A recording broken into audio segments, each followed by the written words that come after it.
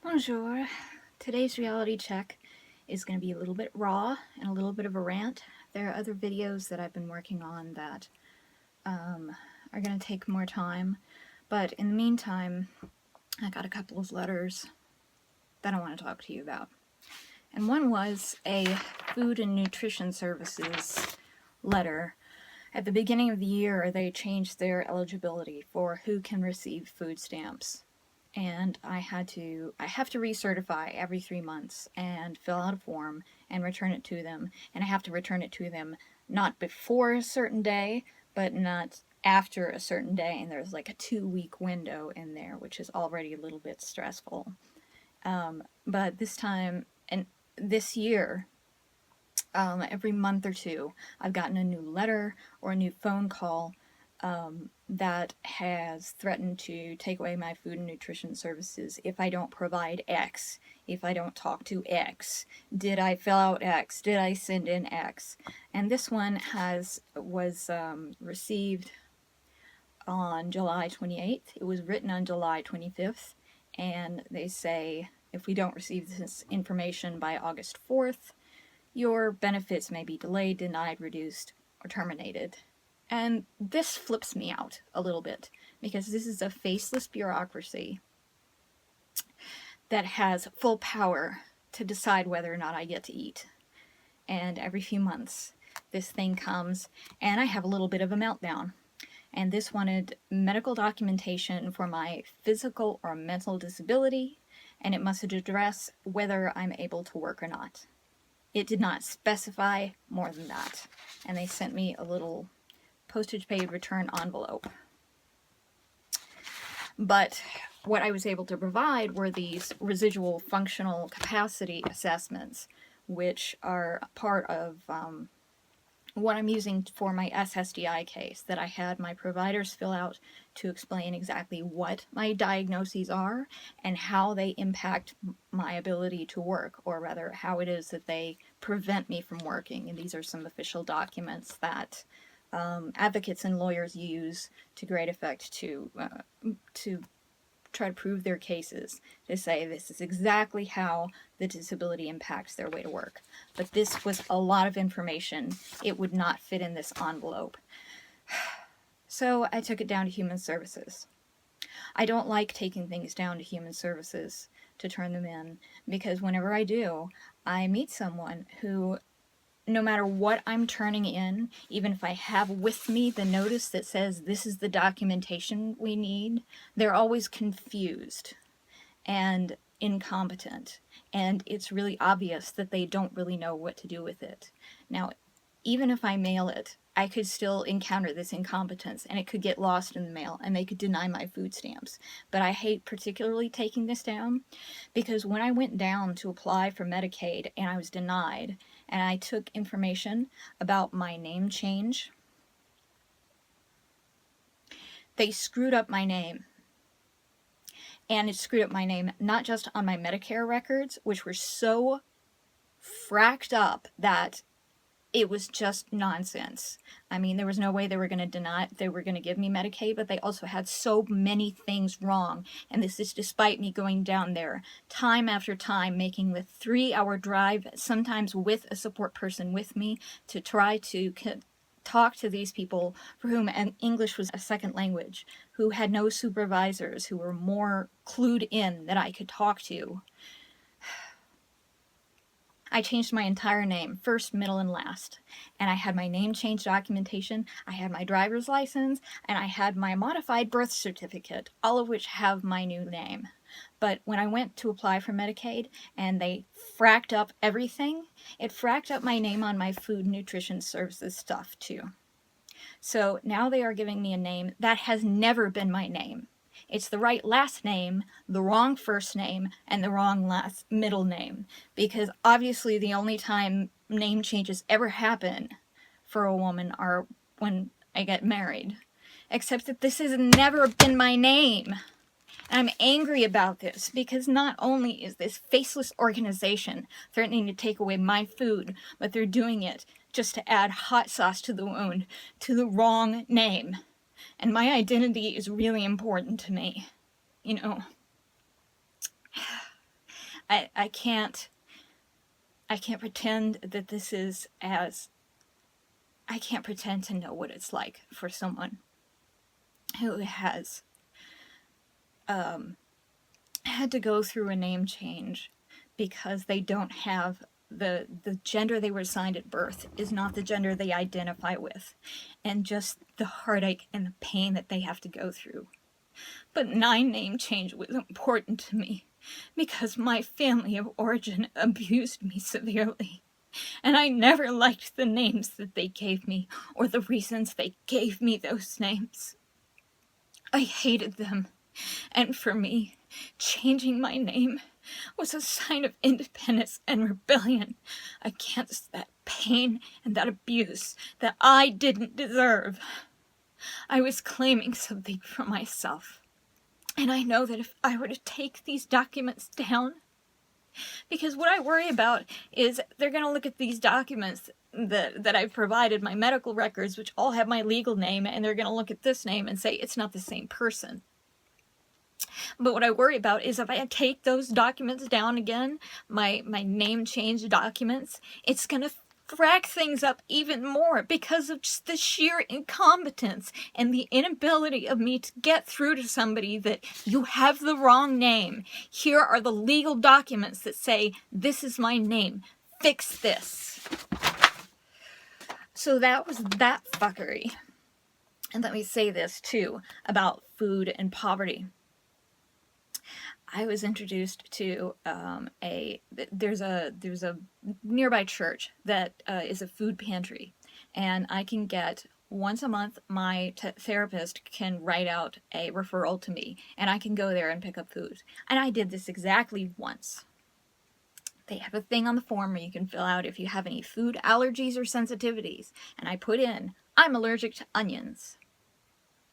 And when they gave me the food, they gave me 3 kinds of onions. They gave me green onions, they gave me yellow onions, and they gave me leeks.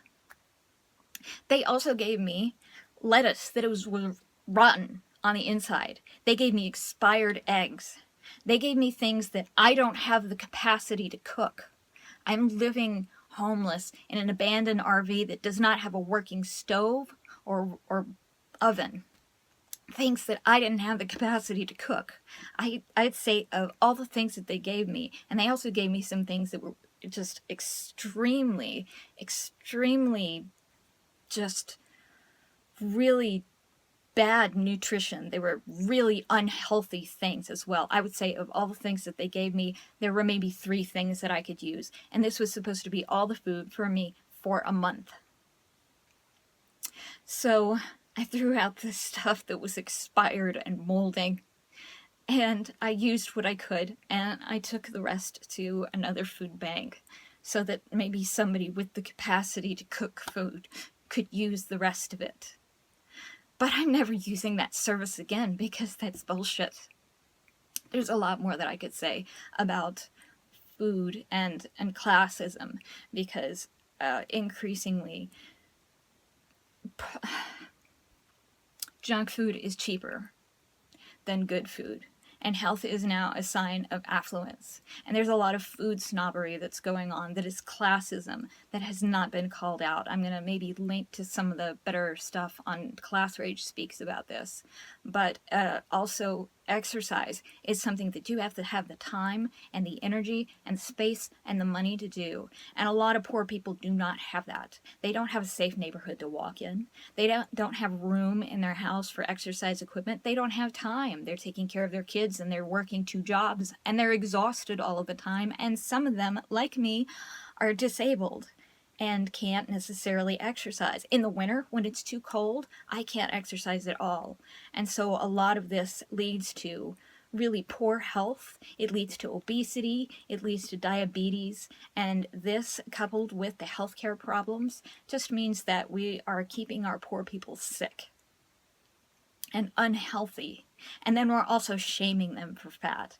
And I've got a whole lot in me about the fat shaming and classism in the popular site People of Walmart, but there's so much I have to say there that that's going to be a blog. that is not going to be part of this video, but it is something that really pisses me off because a lot of people who are more economically privileged don't recognize that things like fair trade food and boycotting places like Walmart for bad business practices. Some people do not have that option. And some people, they can't get good healthy food because it goes bad, or they have to ride the bus and stuff melts, They can't get good food. They can't get good nutrition. And their kids are being raised this way too. And it's terrible.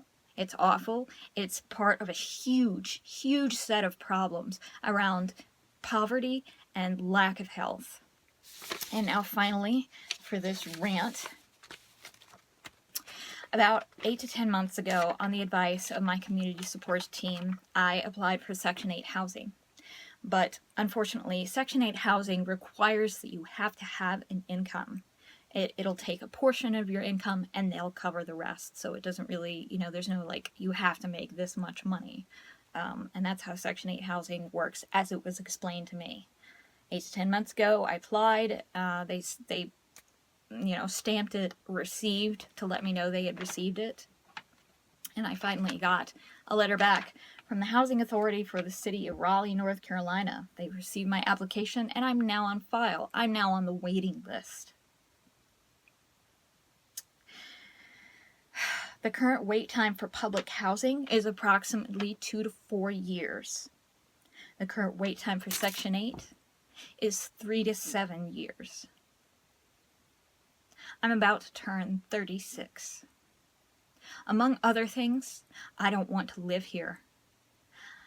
I haven't wanted to live here in a very long time, but money, lack of money, poverty has kept me stuck here. Because in the winter, it's too cold outside. I need to move for my health to somewhere warmer. And I need to move somewhere that has a better and more supportive community for disability, for disabled artists, for disabled writers. Like Austin is on my list of places that I want to look at. But 7 years from now, in my 40s, I don't want to still be here. This is just a reality that a lot of people don't know. I've been told, and of course this is something that can't be proved, but that doesn't mean that it's not true, because there is a lot of corruption in government systems. I've been told that there are some people that get bumped to the top, and I'm not likely to be one of those people. And even if I did get Section 8 housing, I don't want to live in Raleigh. I don't want to live here. I want to live someplace that is supportive of my identity and supportive of my health, that helps me to be a better person, that helps me to be a healthier person. And all this crap with food. I mean, it took so many hours yesterday and today to just scramble to get the records together and get them down there. And so much anxiety and anger and pain and fear, because this is my reality. And I realized that most people in my life really don't know how broken these systems are, and how these things that we think really help people are not working that well, and how there's new legislation being passed, like this new one this year, that says, that's putting the pressure on me every few months and flipping me out every few months as they demand more and more information from me, financial information, medical information, to prove that I deserve to eat.